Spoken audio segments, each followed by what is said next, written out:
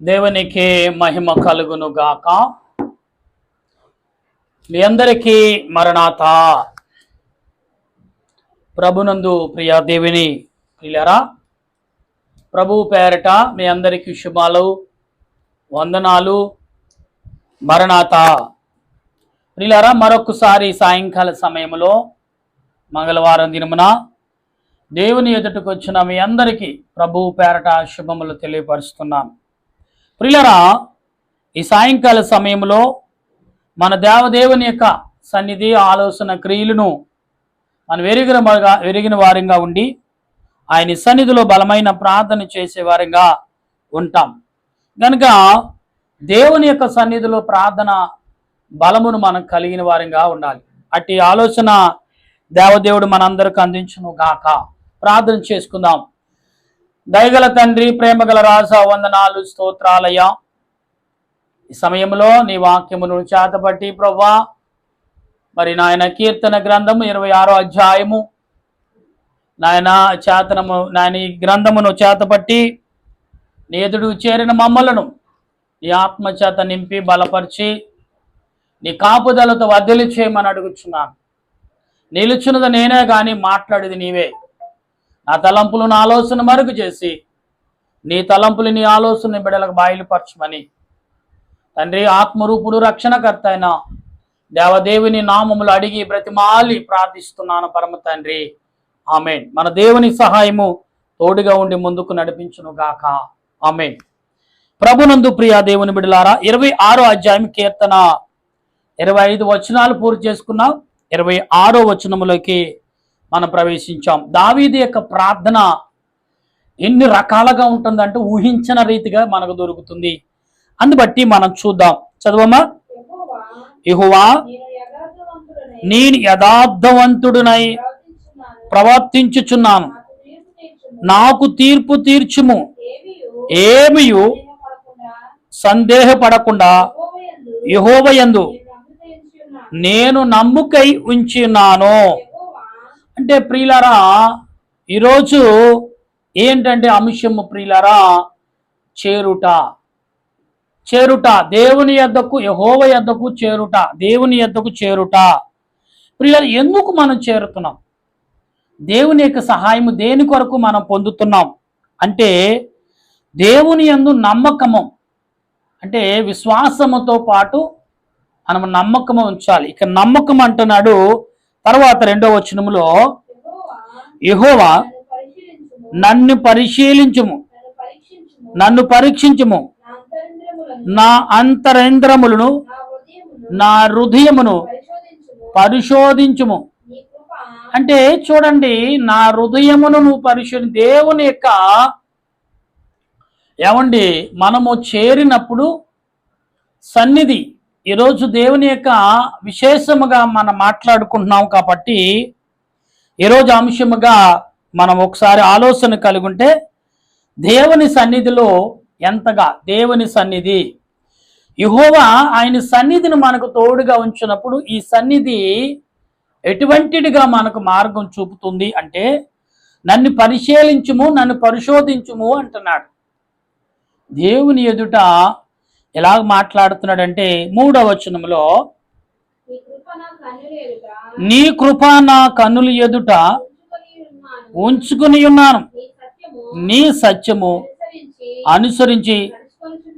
చూసారా, దేవుని కృప, దేవుని యొక్క సత్యాన్ని ఎప్పుడైతే అనుసరించుగా మనం నడుస్తున్నామో ఖచ్చితంగా దేవుని ఎడల మనము ఆయన సన్నిధిలో స్థిరముగా, బలముగా, శక్తిమంతులుగా మరి మనం ఉంటామనేది దేవుని వాక్యం. 4వ వచనంలో, పనికి మాలిన వారితో నేను సాంగత్యము చేయను, వేషధారులతో పొందు చేయను, దుష్టుల సంఘము నాకు అసహ్యము. అంటే దుష్టుల యొక్క అంటే భక్తిహీనులతో సాంగత్యము అంటే మనం ఎలాగుండాలంటే, మంచో చెడో ఇది ఎక్కడికి వెళ్ళి దేవుని సన్నిధిలో నువ్వు ఉంటే ఆటోమేటిక్గా అన్నీ కూడా మంచి చెడు ఉంటే మనకు కనపడుతుంది. దావీదు మంచిని కాపాడుకుంటున్నాడు, చెడుని తొలగించుట ప్రయత్నం చేస్తాడు. అది ఎక్కడంటే దేవుని సన్నిధిలో. 5వ వచనములో నిర్దోషినని నా చేతులు కడుక్కుందును, యెహోవా నీ బలిపీఠము చుట్టూ ప్రతి క్షణము అమ్మా ప్రదక్షిణము చేయుదును. ప్రియులారా, దేవుని సన్నిధిలో ప్రదక్షిణం అంటే కనపడాలి. దేవుని సన్నిధి దినానికి ఎన్నిసార్లు మనం కనపడుతున్నాం, దినానికి ఎన్ని మార్లు దేవుని యొక్క సన్నిధిలో కనపడే ప్రయత్నం మనం చేస్తున్నాం, కనపడే ఆలోచన మనం కలిగి ఉన్నామంటే అన్నిటిలకు 0. ఎందుకంటే కనపడే ఆలోచన మనకు లేదు అనే భావము ఈ రోజున మనం కలిగి ఉన్నాం. ప్రియులారా, దేవుడు నీతో నాతో మాట్లాడుచున్నాడు అంటే దాని అర్థం ఏంటి? ఆయన సర్వమును ఎరుగునవాడు. తర్వాత 7వ వచనములో అచ్చట కృతజ్ఞతాస్తుతులు చెల్లింతును, నీ ఆశ్చర్య కార్యములను వివరింతును. యెహోవా నీ నివాస మందిరములను నీ తేజో మహిమ నిలుచు స్థలమును నేను ప్రేమించుచున్నాను. దేవుని యొక్క ప్రేమ ఎటువంటిదో దావీదు మనకు చెప్తున్నాడు ఈ సాయంకాల పూట. దేవుని ప్రేమ ఎలాగూ పొందాలో, దేవుని సన్నిధిలో ఎలాగ ఎన్ని మారు రోజుకు ఉండాలో దావీదు చెప్తున్నాడు. ప్రియులారా, మనం ఎంతసేపు లోక సంబంధంగా పరిగెడుతున్నామే తప్ప దేవుని సన్నిధిలో నీ జీవిత కాలం అంతా ఉన్న సమయము దాఖలాలు ఎప్పుడైనా లెక్కేసుకున్నావా? నీవున్న దేవుని సమయంలో నువ్వున్న జీవితాన్ని ఎప్పుడైనా గ్రహించావా? ఎప్పుడైనా ఆలోచించుకుని ఇన్ని గంటలు దేవునితో గడిపాను, అది ఇన్ని గంటలు ఇంత సమయం దేవానికి కేటాయించాను, నాకెందుకు ఈ పరిస్థితి? అసలే నువ్వు దేవుని సన్నిధిలో నీ సమయం కేటాయించినప్పుడు నీ పరిస్థితి ఇంకా నువ్వు ఆలోచించుకునే పరిస్థితి ఉండదు. అంత మెరుగుపరుస్తాడు దేవుడు. నా దేవుడు ఏమి చేశాడు, నా దేవుడు ఏమి చేశాడు అని బాధ నీకు ఎవడైనా నీకు లేని ఆలోచన పుట్టిస్తాడు. నీకు కావలసిన ముందుగానే సృష్టిస్తాడు. ఎందుకంటే ఆయన సన్నిధిలో నువ్వు జీవిత కాలము ప్రవేశించావు కాబట్టి. అలాగే 9వ వచనములో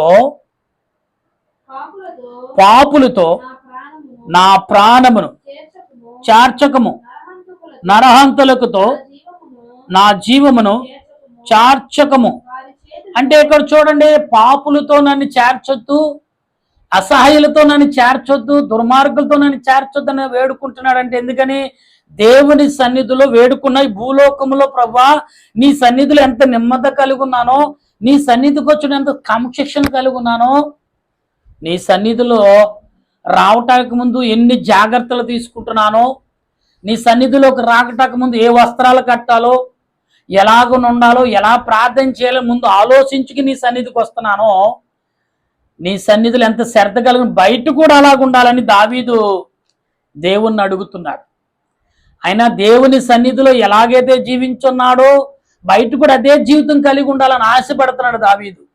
అందుకే పాపుల చేట నన్ను చేర్చకో, దుష్టుల ఎదుట నిలిచిన చోట నన్ను నిలపుకో అని అన్నాడంటే దానికి కారణం ఏంటి? దావీదు దేవుడు చేయగలడని గ్రహించిన వాడు. 10వ వచనములో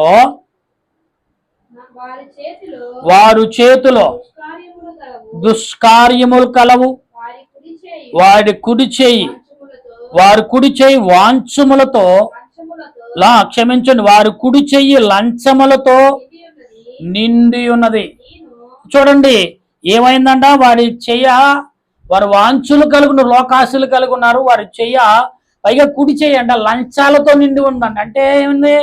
దేవుని సన్నిధికి వెళ్తున్నావు అనవచ్చు. ధనవంతుడు, మోసగాడు, డబ్బంటే ఆశ కలిగిన వాడు, అబద్ధాలు ఆడేవాడు, మోసం చేసేవాడు ఏం చేస్తాడు?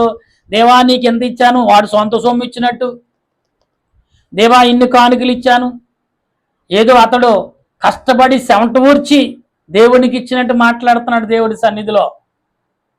ఒకసారి మీరు ఆలోచించాలి ఈ విషయంలో. దేవునికి ఇచ్చే కానుక నీ కష్టార్జితమా, చాలా మంది నా తెలివితో సంపాదించాను, తెలివి కలిగి మోసం చేస్తున్నాం, తెలివితో మోసం చేస్తున్నాం. తెలివి ఉన్నావు నీవు, మోసం చేయక్కర్లా. తెలివిని నమ్ముకుంటే దేవుడు ఎలాగే బిజినెస్ చేయాలో చూపిస్తాడు. బిజినెస్ ట్రిక్కులండి అంటారు కొందరు. మనుషులు మోసం చేయటమా? నీతిగా నిజాయితీగా చేర్చుడు. ఎవరికి భయపడే పని లేదో, గవర్నమెంట్కి భయపడే, ప్రపంచానికి ఏ మనుషుడికి భయపడక్కల. అది నీతి నీలో ఉంది. దావీదు అలా ఉండాలని కోరుకున్నాడు. 11వ వచనంలో, నేను యథార్థవంతుడునై నడుచుకొనుచున్నాను, నన్ను విమోచింపుము, నన్ను కరుణింపుము, సమభూమిలో నా పాదము నిలిపియున్నాను, సమాజములలో యెహోవాను. చూచారండి, నా పాదములు దేవుని సన్నిధి ఎదుటలా సన్నిధిలో నిలుపాను. కానీ ఎలాగా? నేను యథార్థత కలిగి, నీతి కలిగి, నిజాతి కలిగి, ప్రేమ కలిగి, విశ్వాసం కలిగి, నమ్మకము కలిగి, పాపమనే మాటలు, పాప చూపులు, పాప శరీర సంబంధమైన కోరికలు అన్నీ విడిచిపెట్టుకుని దేవుని అన్నీ చేసేసి దేవుడా నన్ను క్షమించేమంటే ఏం క్షమించాడండి? అసలు ఆలోచించాలి ఈ మాటలు మీరు 11, 12 వచనంలో. ఎందుకంటే దేవుడు నిన్ను ఏ రకంగా తీర్చిపోతున్నాడు, ఏ రకంగా ఆయన సన్నిధిలోకి నిన్ను పిలుస్తున్నాడు, ఏ రకమైన ఆయన సన్నిధి అనే మార్గంలో నువ్వు నడుస్తున్నావు.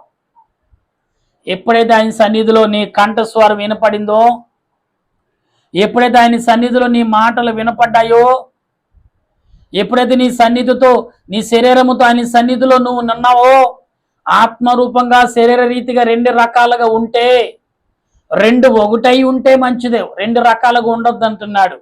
అందుకే చల్లగా నుండు, వెచ్చగా నుండు, నువ్వు వెచ్చగా ఉండకంటున్నాడు దేవుడు. దావీదు కూడా అలాగ ఉండాలని ఉన్నాను, నీ సన్నిధులు అలాగే ఉంటున్నాను, బయట కూడా అలాగే ఉండాలని ఆశపడతలో తప్పు లేదండి. దేవుని ఎదుటి యథార్థత కలిగి, భక్తి కలిగి, భయము కలిగి ఆయన సన్నిధిలో నువ్వు ప్రార్థన చేసినప్పుడు అదే నడక, అదే నిమ్మతనం బయట కూడా ఉండాలి. బయట మనమేమో సింహంలా ఉంటాం, దేవుని సన్నిధికి వచ్చిన అసలు ఏమీ ఎరగనట్టుగా, అది వేషధార జీవితం నాకు వద్దంటున్నాడు దేవుడు. అలాంటప్పుడు నా దగ్గర రావద్దు అంటున్నాడు. ప్రియులారా, లేదండి 1,00,000 రూపాయలు కానుక, నీ కానుక ఎవరికి కావాలి? దేవుడు అంటున్నాడు, నీ డబ్బు నాకు వద్దు, నువ్వు వద్దు నాకు అంటున్నాడు. ప్రియులారా, దేవుని కానుక ఇచ్చేటప్పుడు నీ కష్టంలో 10వ భాగం ఇస్తున్నావా? అయితే నువ్వు 10 భాగం కాదు, 100% నువ్వు పొందుతావు. డబల్ కాదు, 4 ఆశీర్వాదం దేవుడు నీకు ఇస్తానంటున్నాడు. నా ప్రియమైన దేవుని బిడ్డలారా, ఈ సాయంకాల సమయంలో దేవుని వాక్యం వింటున్న మనము, దేవుని వాక్యము కలుగున్న మనము ఎలాగున్నాం ఆలోచన కలిగి ఉండాలి. ఒకసారి ఏ రకముగా మనం జీవిస్తున్న సమయం, ఏ రకముగా సమయమును మనం వెచ్చించుకుంటున్నాం, ఏ రకమైన జీవితాలకి మనం కలిగి ఉన్నాం,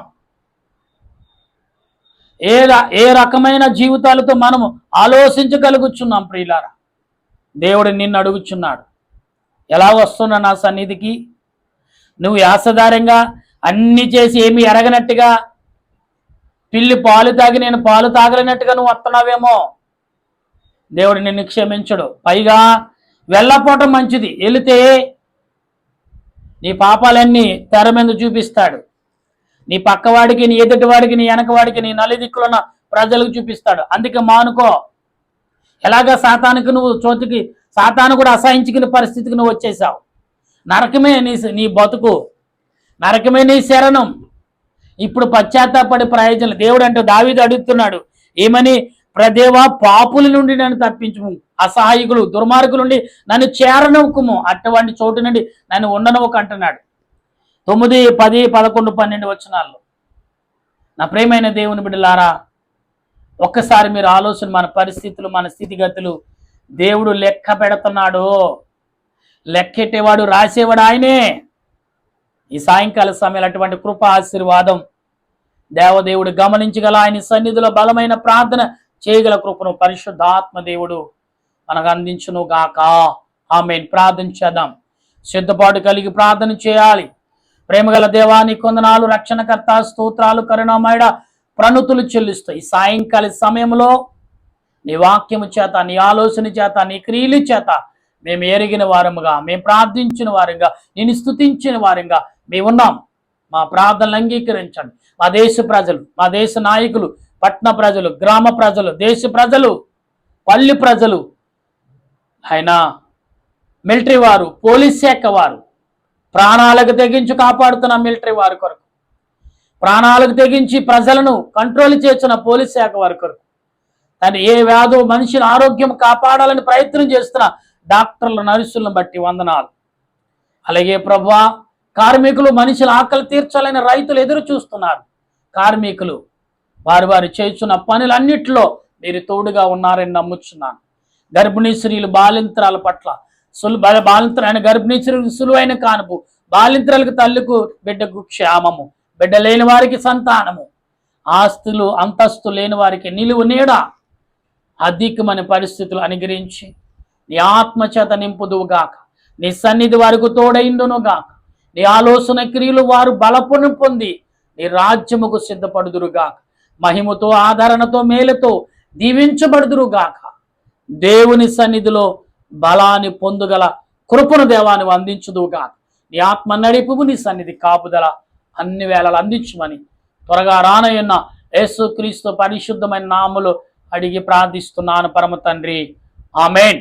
మన తండ్రి అయిన దేవుని ప్రేమ, దేవదేవుని కృపా, పరిశుద్ధాత్మ అన్యేక జీవితం ఇప్పుడు ఎల్లప్పుడు సదా తోడుగా ఉండి యేసుక్రీస్తు యొక్క శిలువ రక్తములో కడగబడి ఆయన రాజ్యముకు ఎత్తబడుదుము గాక. ఆమేన్, ఆమేన్, ఆమేన్. మీ అందరికీ మరణాత.